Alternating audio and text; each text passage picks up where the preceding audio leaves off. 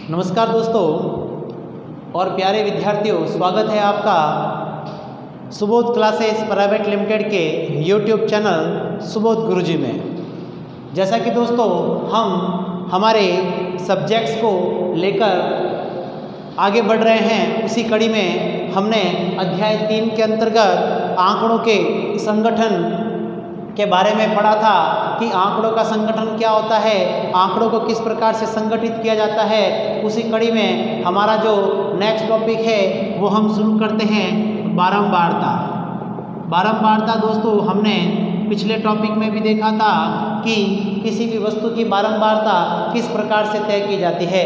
देखिए दोस्तों, बारंबारता तय करने के लिए हमें सबसे पहले उस श्रेणी के अंतर्गत उस सीरीज में हमें देखना होता है कि कोई चर की वैल्यू जो है कितनी बार आ रही है, यानी एक प्रकार का जो चर है, एक प्रकार का जो कॉन्स्टेंट है, एक प्रकार की जो वैल्यू है वह कितनी बार आ रही है। जितनी बार वह आती है उन्हें काउंट कर कर हम उनको एक नंबर प्रदान करते हैं। जब हम उसको इस प्रकार का एक रैंक या नंबर प्रदान करते हैं तो दोस्तों वह उस सीरीज़ की, वह उस श्रेणी की जो है बारंबारता कहलाती है। जैसे अगर दोस्तों मैं बात करूं कि A B B B A C D D C, इसमें अगर मैं आपको बारंबारता देने की बात करूं तो यहाँ दोस्तों ए बी सी और डी करता हूँ, यहाँ मैं बारंबारता लिख देता हूँ।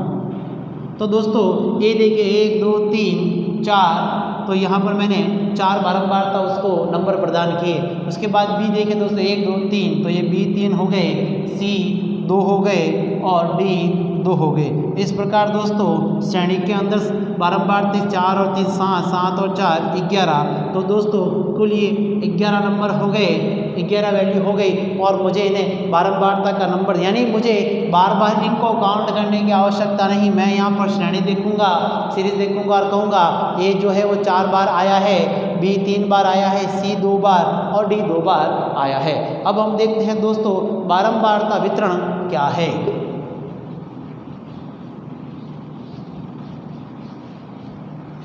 क्या है दोस्तों बारंबारता वितरण क्या है, फ्रीक्वेंसी डिस्ट्रीब्यूशन क्या है। देखिए दोस्तों, बारंबारता वितरण अपरिष्कृत आंकड़ों को एक मात्रात्मक चर में वर्गीकृत करने का एक सामान्य तरीका है। यह देखा जाता है कि किसी चर के विभिन्न मान, जैसे कि स्टूडेंट्स के जो नंबर हो गए, या मान लीजिए कि एक स्टूडेंट ने, या मान लीजिए 100 स्टूडेंट्स के जो नंबर हैं वो ऊपर नीचे दे रखे हैं, यदि हम उन्हें व्यवस्थित तरीके से किसी फ्रीक्वेंसी के डिस्ट्रीब्यूट में कर देते हैं, उन्हें अच्छे ढंग से सीरीज में बांट देते हैं, तो दोस्तों वह बारंबारता का वितरण कहलाता है। जैसे 100 परिवारों के द्वारा कमाई गई या खर्च किए गए वस्तुओं पर जो आय है, खर्चे हैं, उन्हें यदि हम व्यवस्थित तरीके से देख लेते हैं, कर लेते हैं, तो दोस्तों वह जो है हमारा बारंबारता वितरण कहलाता है। बारंबारता वितरण के लिए दोस्तों आवश्यक है हमारे पास डाटाज होना चाहिए। डाटा जो है वह अपरिष्कृत, अवर्गीकृत होना चाहिए। कैसा होना चाहिए दोस्तों? अपरिष्कृत या अवर्गीकृत, अनग्रुप्ड या अपरिष्कृत होना चाहिए। जब इस प्रकार का डाटा हमारे पास में आता है तब हम उन्हें बारंबारता वितरण के माध्यम से सेट करते हैं। बारंबारता वितरण के माध्यम से सेट करने के लिए दोस्तों हम जो है कि अगर मैं आपसे ये कहूँ कि हम उन्हें किस प्रकार से सेट करेंगे, तो दोस्तों हम उन्हें जो है कि बारंबारता वितरण कैसे तैयार करेंगे। अब हमारा टॉपिक आता है कि बारंबारता वितरण कैसे तैयार करेंगे। देखिए दोस्तों, हमारे पास में जो डाटाज थे, मैंने आपसे कहा कि अभी A B B C D D D, या अलग मान लीजिए कि मैंने आपसे कुछ की एज लिख दी कि मान लीजिए 100 बच्चों की एज है, वो ये है। अब हम इसको बारंबारता वितरण कैसे तैयार करें, हम किस प्रकार से बारंबारता वितरण का निर्धारण करें, उसके लिए देखिए दोस्तों कुछ बातों पर ध्यान देने की आवश्यकता है। सबसे पहला है वर्ग अंतराल समान आकार के हों या असमान आकार के हों। पहला पॉइंट क्या हो गया दोस्तों, वर्ग अंतराल। वर्ग अंतराल असमान या समान हो। सेकंड दोस्तों हो गया कि हम कितने वर्ग रखने चाहिए, हमें कितने वर्ग रखने चाहिए। तीसरा हो गया दोस्तों, प्रत्येक वर्ग का आकार क्या हो।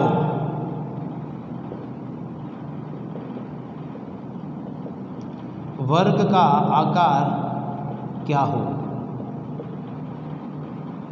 फोर्थ पॉइंट हो गया दोस्तों, वर्ग सीमाओं का निर्धारण कैसे किया जाए।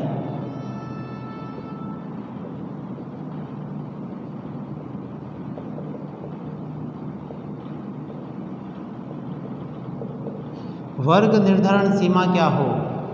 उसके बाद प्रत्येक वर्ग के लिए बारंबारता कैसे प्राप्त की जाए। प्रत्येक वर्ग के लिए बारंबारता कैसे प्राप्त की जाए।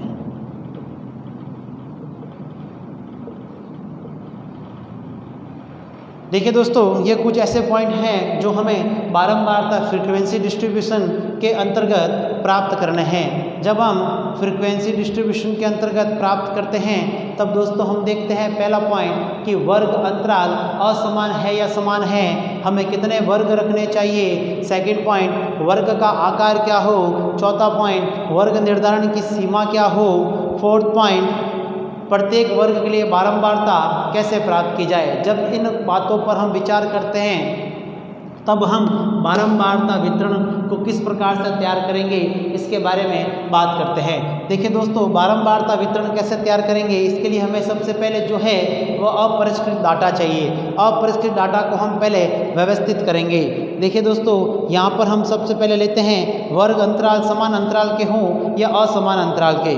देखिए, दो परिस्थितियों में असमान आकार के वर्ग अंतरालों का प्रयोग किया जाता है। पहले जब हमारे पास आय तथा ऐसे ही चरों के आंकड़े हो जहां परास काफ़ी अधिक होता हो। उदाहरण के लिए दैनिक आय लगभग 0 से लेकर कई 100 करोड़ रुपए तक हो सकती है।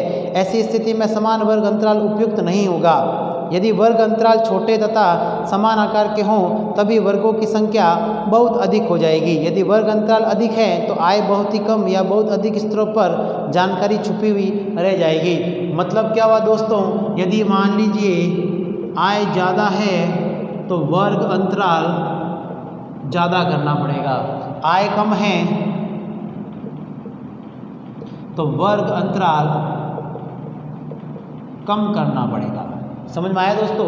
यदि हम वर्ग अंतराल की बात करते हैं, जैसे मान लीजिए आय तो 1 रुपये से लगाकर करोड़ों रुपए तक हो सकती है। ऐसे में यदि हमने वर्ग अंतराल कम रख दिया तो बहुत बड़ी प्रॉब्लम हो सकती है। जैसे 0 से 10,000, 10 से 1 लाख, तो इस प्रकार 10 से 20,000, तो ऐसे बहुत ज़्यादा नहीं रहेगा। यानी हमें बहुत ज़्यादा जो है वर्ग अंतराल बनाना पड़ेगा। उसके बाद दोस्तों हमें ये देखना पड़ेगा कि आय जितनी कम होगी वर्ग अंतराल भी उतना ही कम होगा। मान लीजिए 100 परिवार है और कम से कम जो आय है वो 1,000 रुपये है और अधिक से अधिक जो आय है वो 50,000 रुपये है। तो दोस्तों ऐसी स्थिति में मैं क्या कर सकता हूँ, 1,000 से 5,000, 5 से 10,000, 10 से 20, 10 से 15, 15 से 20, इस प्रकार से मैं 50,000 तक जाकर उन संबंधित आंकड़ों को उनके अंदर क्या कर सकता हूँ, फिट कर सकता हूँ। दूसरी ओर यदि हम माने कि एक बहुत बड़ी संख्या परास के छोटे से भाग में केंद्रित होती है, अतः हम सभी परिस्थितियों में जो है हम वर्ग अंतराल को है सेट कर सकते हैं समान और असमान रूप से।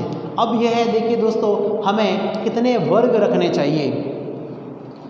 यदि मान लीजिए मैं आपसे कुछ डाटाज लूँ कि कुछ डाटा जो है वह 6 से 15 अंकों के बीच में है। कितने अंकों में है दोस्तों, 6 से 15 अंकों के बीच में है। यदि हमारे वर्ग अंतराल समान आकार के हों तो वर्गों की संख्या भी हमारी जो है वह वर्ग अंतराल में भाग देकर प्राप्त की जा सकती है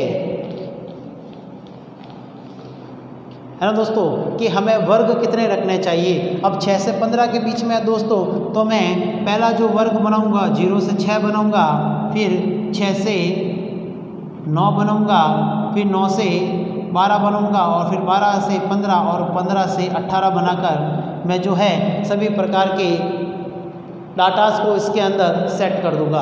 उसके बाद है वर्ग का आकार क्या होना चाहिए।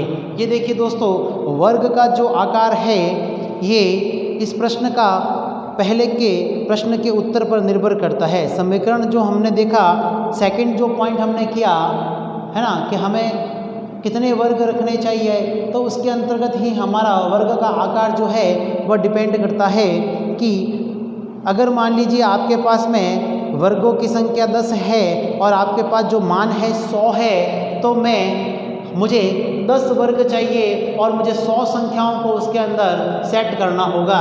यानी 0 से 10 से लगाकर मुझे 90 to 100 ऐसे 10 वर्गों की आवश्यकता पड़ेगी। तो हमारे वर्ग का आकार क्या हो गया, 10-10 वर्गों का आकार हो गया। उसके बाद है वर्ग निर्धारण सीमा क्या रखनी चाहिए दोस्तों। देखिए, वर्ग निर्धारण की जो सीमा है वो हम कैसे रखें दोस्तों। वर्ग निर्धारण की जो सीमा दो तरीके से तय की जा सकती है।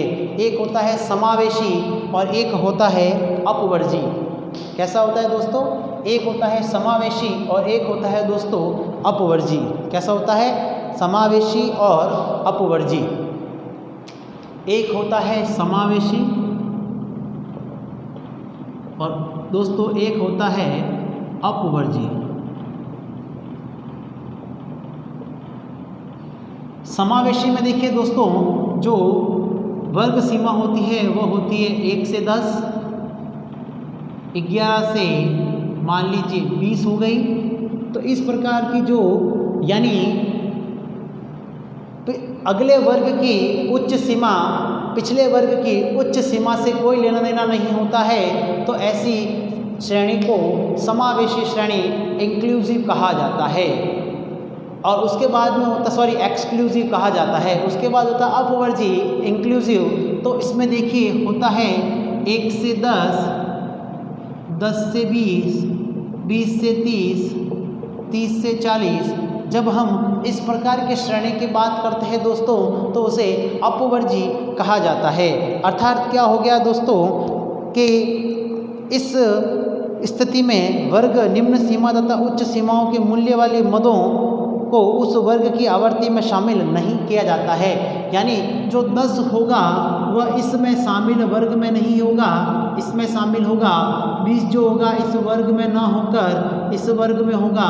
30 इसमें शामिल न होकर इसमें होगा। तब इस प्रकार की जो सिस्टम होता है उसे अपवर्जी कहा जाता है। सामान्यतः दोस्तों सभी समावेशी श्रेणियों को हमें अपवर्जी में ही कन्वर्ट कर कर हमारे प्रश्नों के उत्तर दिए जाते हैं। तब ऐसी परिस्थिति हम दोस्तों क्या करते हैं कि 0.5 को बढ़ाकर 0.5 को घटा देते हैं। यानी निम्न स्तर की सीमा में 0.5 घटाकर उच्च स्तर की सीमा में 0.5 बढ़ाकर हम जो है हमारे आंसर्स को हमारे वर्ग निर्धारण की सीमा तय करते हैं। उसके बाद आता है दोस्तों प्रत्येक वर्ग के लिए बारंबारता कैसे प्राप्त की जाए।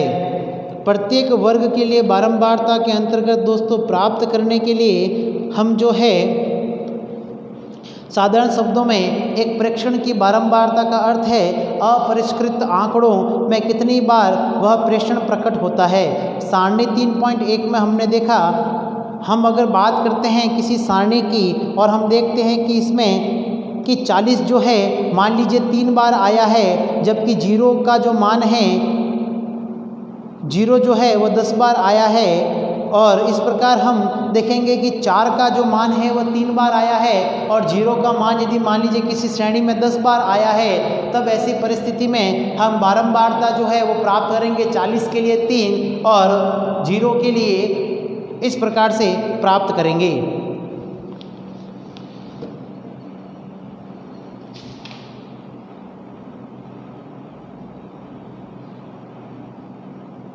अब देखिए दोस्तों, अब हम देखते हैं मिलान चिन्ह अंक द्वारा बारंबारता को ज्ञात करना।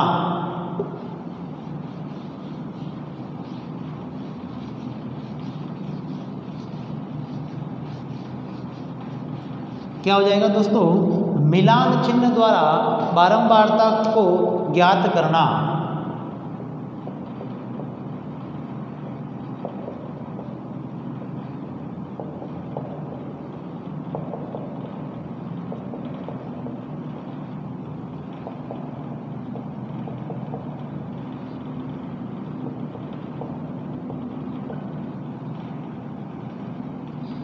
मिलान चिन्ह द्वारा बारंबारता को ज्ञात करना। इसके लिए दोस्तों हम एक श्रेणी का निर्माण करेंगे। जब हम एक श्रेणी का निर्माण करेंगे तो उसके अंतर्गत हम देखते हैं, मैं यहाँ पर एक टेबल का निर्माण करता हूँ दोस्तों। बारंबारता श्रेणी के निर्माण के लिए मुख्यतः इस प्रकार के चिन्हों का इस्तेमाल किया जाता है। चिन्ह कैसे होंगे दोस्तों? अगर हम चिन्ह की बात करें तब हम बारंबारता के लिए इस प्रकार के चिन्ह की बात करते हैं। देखिए दोस्तों, मैं आपसे बात करूं कि यहाँ मान लीजिए कि यूनिट्स हो गई, या मान लीजिए यहाँ पर वर्ग हो गए,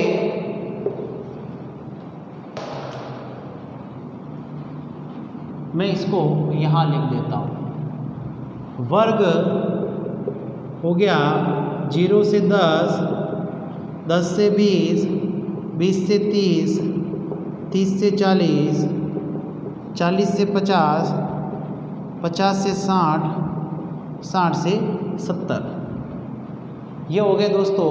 और यहाँ पर हो गया आपके जो है वैल्यू।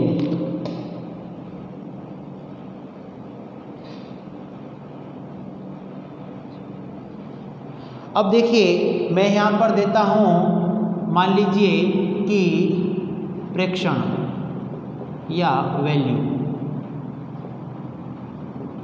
वैल्यू के लिए देखिए दोस्तों, मैं इस प्रकार से कुछ नंबर्स लिख देता हूँ और ये आ जाएगा आपका मिलान चिन्ह।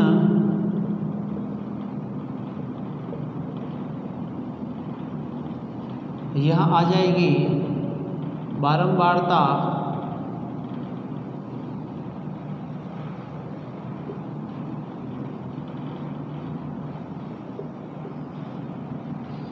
वैल्यू में देखिए दोस्तों, यहाँ पर मैं लिखता हूँ 10, 14, 15, 17,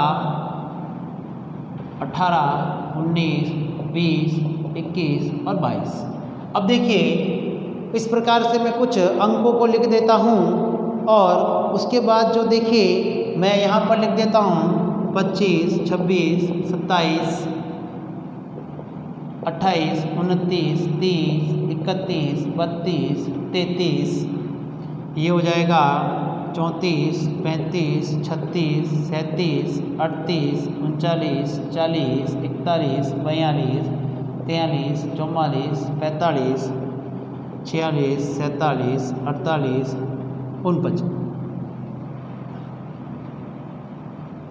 49। ये हो जाएगा आपके 50, 51, 52, 53, 54, 55, 56, 57, 58। ये हो जाएगा 59, 60, 61, 62।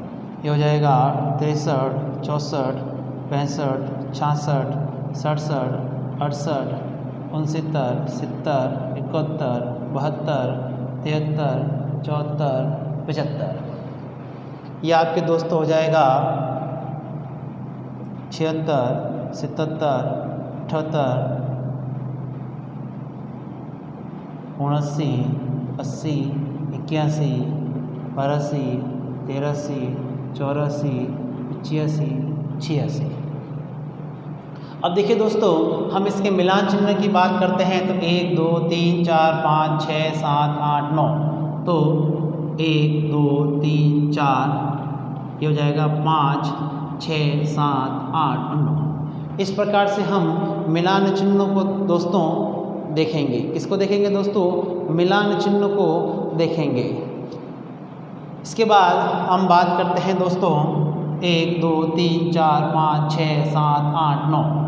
तो 1, 2, 3, 4, 5, 6, 7, 8, 9। 1, 2, 3, 4, 5, 6, 7, 8, 9, 10, 11, 12, 13, 14, 15, 16। 1, 2, 3, 4, 5, 6, 7, 8, 9, 10, 11, 12, 13, 14, 15 और 16। देखिए दोस्तों, इस प्रकार से जो है बारंबारता के अंतर्गत मिलान चिन्ह जो होता है वह तय किया जाता है। उसके बाद देखिए दोस्तों 1, 2, 3, 4, 5, 6, 7, 8, 9। 1 2 3 4 5 6 7 8 9 1 2 3 4 1 2 3 4 1 2 3 4 5 6 7 8 9 10 11 12 13 1 2 3 4 5 6 7 8 9 10 11 12 13 1 2 3 4 5 6 7 8 9 10 11 1 2 3 4 5 6 7 8 9 10 11 12 1 2 3 4 5 6 7 8 9 10 11। तो दोस्तों ये देखिए, ये हो गए 9, ये हो गए 9, 5 10 15 और ये हो गए 16, ये हो गए 9, ये हो गए 4, ये हो गए 5 10 और 3 13 और ये हो गए अपने 5 5 10 और 2 12। तो इस प्रकार से ये प्रेक्षणों की यहाँ पर संख्या हो जाएगी। ठीक है दोस्तों, और इसके बाद में जो है अगर हम वर्ग अंतराल की बात करें दोस्तों, वर्ग अंतराल की, तब देखिए दोस्तों ये हो गए 12 और 13 25, 25 और 4 हो गए दोस्तों 29, 29 और 9 हो गए 29 और 9 हो गए दोस्तों 38, 38 और 10 हो गए 48 और 6 54, 54 और दोस्तों 9 हो गए 63, 63 और दोस्तों 9 हो गए 72। तो ये दोस्तों जो हमारी संख्या थी ये 72 संख्या है। उसके बाद दोस्तों यदि हम वर्ग अंतराल की बात करें तो इन दोनों संख्याओं को जोड़कर 2 का भाग लगाते हैं तो हमारा वर्ग अंतराल हमें प्राप्त हो जाता है। तो दोस्तों यहाँ पर वर्ग अंतराल हो जाएगा 5, यहाँ 10 और 20 हो गए 30, 30 का आधा हो गया दोस्तों 15, 25, 25 और दोस्तों 40 और 30 हो गए 70, 35, 45, 55 और 65। इस प्रकार से दोस्तों हमारा जो है एक सिस्टम सेट होता है कि हमारा वर्ग अंतराल क्या है। इसके अंतर्गत हमने जो है बारंबारता से संबंधित सभी प्रकार के कार्यों को हमने देखा कि बारंबारता किस प्रकार से सेट की जाती है और बारंबारता क्या होती है। अब इसके बाद दोस्तों जो हम है ये देखते हैं कि